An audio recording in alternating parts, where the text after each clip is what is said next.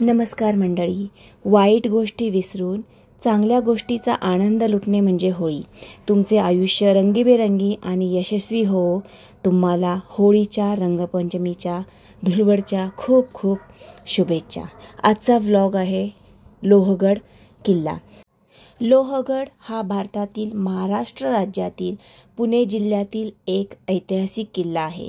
लोणावळा शहरापासून जवळच असलेला हा किल्ला मराठा साम्राज्याचा एक महत्त्वाचा भाग होता.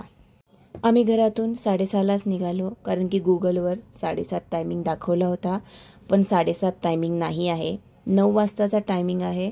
मग आम्ही तिथं पोचलो, नाश्ता वगैरे केला आणि मग निघालो.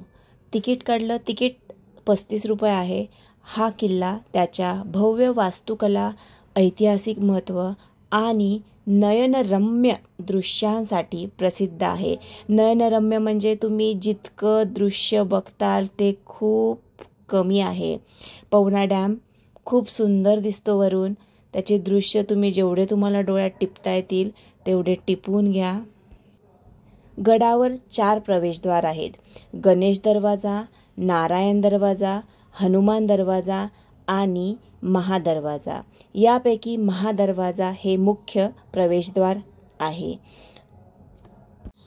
2000 वर्षापूर्वी या किल्ल्याची निर्मिती झाली असावी असे अनुमान आहे. 1657 मध्ये शिवाजी महाराजांनी कल्याण आणि भिवंडी परिसर जिंकून घेतला आणि लोहगड, विसापूर हा सर्व परिसर स्वराज्यात सामील करून घेतला. गडावर चढायला पायऱ्या आहेत, त्यामुळे एवढं जास्त काही कठीण नाही आहे. तुम्ही 40 ते 45 मिनिटांमध्ये 350 ते 400 पायऱ्या असतील, तुम्ही त्या चढून वरती जाऊ शकता. पाहू शकता किती सुंदर दरवाजे आहेत, मोठमोठे दरवाजे. मग तिथे थोडा योगा पोजेस केल्या, मैत्रिणीला पण करायला लावल्या, तिचा पण फोटो वगैरे काढले. मग नंतर पुढे गेल्यावर एक महादेवांचं मंदिर आहे. मंदिरात आम्ही पाया पडून दर्शन घेऊन मग पुढे निघालो. गडावर पिण्याच्या पाण्याचे तलाव आणि हा मोठा 16 कोणी तलाव तिथे बांधलेला आहे. त्यानंतर पुढे चालत चालत गेल्यानंतर विंचू कडा हा मोठा विंचू कडा आहे. तो दिसताना विंचूच्या नांगीसारखा दिसतो. आम्हाला सगळे बोलले नका जाऊ, तुम्हाला चढता येणार नाही, उतरता येणार नाही. पण नाही, आम्ही ट्राय केलं, गेलो आणि खूप सुंदर दृश्य दिसत होतं तिथून. मग तिथून परत रिटर्न आल्यानंतर हे अशी गवती फुलं आहेत, छान छान, मला आवडतात. हे बघा, हे पवना धरण वरून खूप सुंदर दिसतं. तिथे थोड्या वेळ बसलो.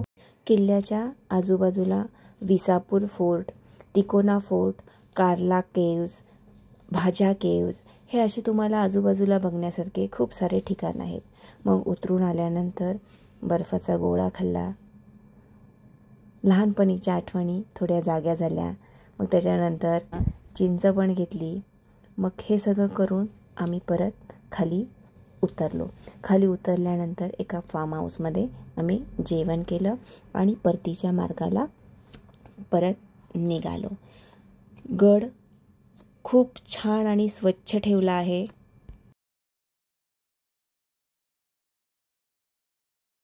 आपण सगळेजण मिळून असंच आपल्या किल्ल्याचे, गडाचे पावित्र्य सांभाळून ठेवूया, म्हणजे आपल्या पुढच्या पिढीला पण येणाऱ्यांना त्यांनासुद्धा आपल्या इतिहास समजायला मदत होईल.